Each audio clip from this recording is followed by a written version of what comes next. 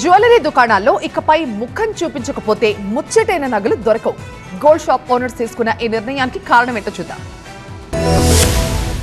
ముసుగు తీయండి, ముచ్చటైన నగలు తీసుకెళ్లండి అంటున్నారు బీహార్లోని ఆభరణాల దుకాణాల యజమానులు. దొంగలకు చెక్ పెట్టేందుకు కీలక నిర్ణయం తీసుకున్నారు. మాస్కులు, హిజాబ్, హెల్మెట్ లేదా మరే ఇతర వస్త్రంతోనైనా సరే ముఖం కనిపించకుండా ముసుగు వేసుకుని వచ్చే కస్టమర్లకు ఇకపై షాపుల్లోకి నో ఎంట్రీ.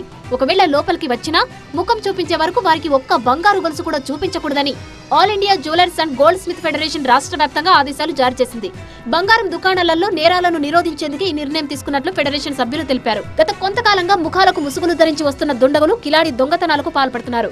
గతేడాది మార్చిలో భోజ్పూర్ జిల్లాలో ముసుగులు ధరించి వచ్చిన కొందరు దుండగులు ఏకంగా 25 కోట్ల విలువైన ఆభరణాలను దోచుకెళ్లారు.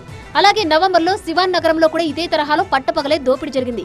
ఇలాంటి దోపిడీ కేసులో దొంగలు మాస్కుల వెనక దాక్కుంటే సీసీటీవీ కెమెరాలు కూడా వెర్రిచూపులు చూస్తున్నాయి. సీసీటీవీ ఫుటేజ్లు ఉన్న నిందితులను గుర్తించడం పోలీసులకు సవాలుగా మారింది.